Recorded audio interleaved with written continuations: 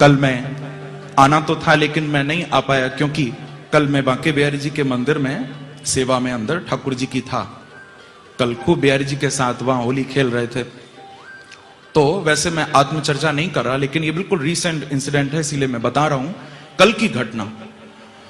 तो कल मैं गया, जब गुरुदेव की भी आज्ञा हुई थी तो मैं मंदिर में गया, ठाकुर जी के पास खूब होली खेली अंदर। आरती में भी कल मैं था, मैंने आरती की अपने हाथों से कल रात को बिहारी जी की। तो आरती के बाद ठाकुर जी को जब बाहर से हम लोग अंदर गर्भगृह में लेकर गए तो ठाकुर जी का सब श्रृंगार उतारा और सुंदर चंदन के शैया पर बिहारी जी को शयन कराया। आप सुनिए गौर से, बांके बिहारी जी को हाथों से मैंने शयन कराया। और क्योंकि खूब होली खेली ना, पूरा गुलाल में ठाकुर जी हो रहे थे, तो थोड़ा ठाकुर जी को अच्छी तरह पहुंचकर स्वच्छ करके फिर आराम से शैया पर उस चंदन के पलंग पर सोते हैं बिहारी जी, उस पर सुलाया। तो जब मैं चरण दबा रहा था तो वहां पर नियम है कि ठाकुर जी को सुलाते समय भी और जब उठाते हैं तो इत्र से मालिश होती है बिहारी जी की, आप लोगों को मालूम होगा। तो मैं अपने साथ ही अपनी माला झोली में ही इत्र की शीशी लेकर गया था, क्योंकि जाते हैं मालिश करते हैं बिहारी जी की। तो वो मैं चरण दबा रहा था, चरणों में बैठा प्रभु के, तो मैंने अपनी शीशी निकाली कि मैं ठाकुर जी को इत्र लगाऊं, मालिश करूं थोड़ी सी। वहां पर मालिश की बड़ी महिमा है प्रभु को। हम लोग हाथों में अंगूठियां भी नहीं पहनते, इसका भाव भी यही है कि ठाकुर जी को मालिश करते समय कहीं उससे कोई आघात न हो, प्रभु को कोई कष्ट न हो। तो जब मैंने वो शीशी निकाली, इत्र हाथ में लिया, तो देखा वो इत्र केसर का था। वो केसर का इत्र था, मैंने ही मंगवाया था।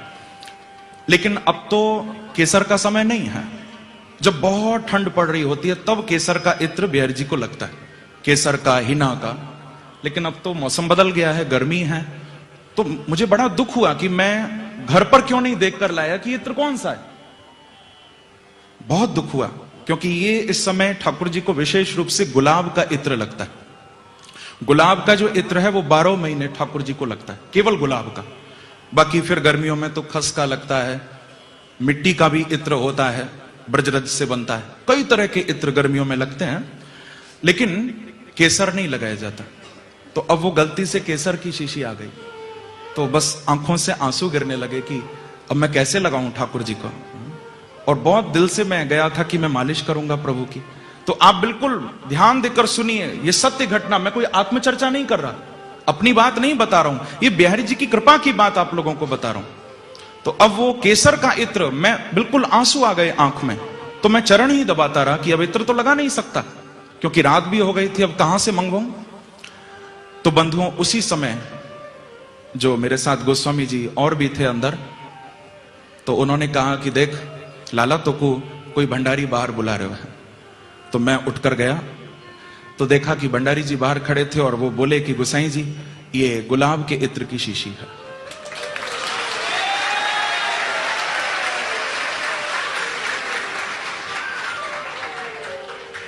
मैंने कहा कि ये आप कहां से लाई? तो वो बोले कि ये गुलाब के इत्र की शीशी आपने नहीं मंगाई। मैंने कहा मैंने तो नहीं मंगाई।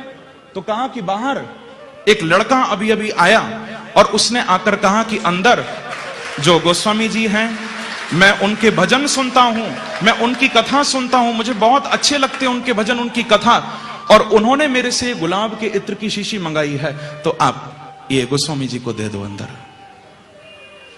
तो उस भंडारी ने मेरे हाथ में वो गुलाब के इत्र की शीशी दी और वो चला गया। मैंने उसको आवाज लगाकर कहा कि मुझे बताओ वो लड़का कौन है, कौन लेकर आया, क्योंकि मैं बिल्कुल हैरान हो गया।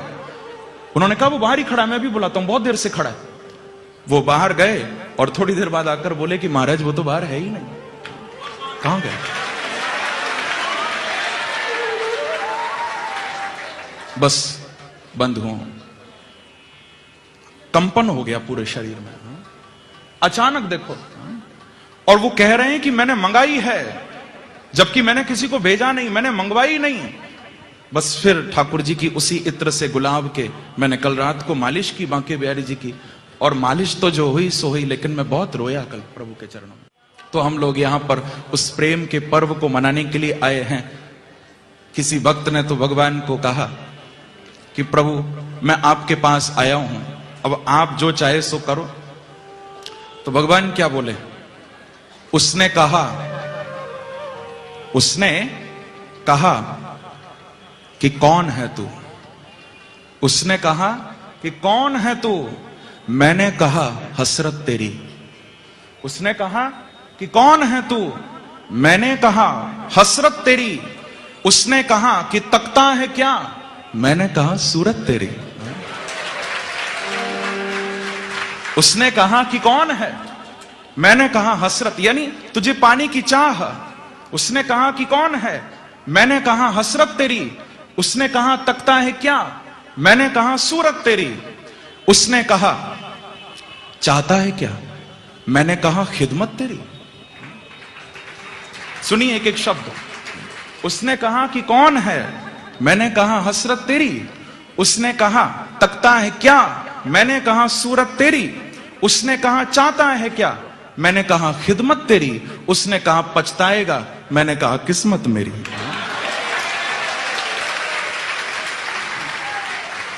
प्रेम से कहो श्री राधे।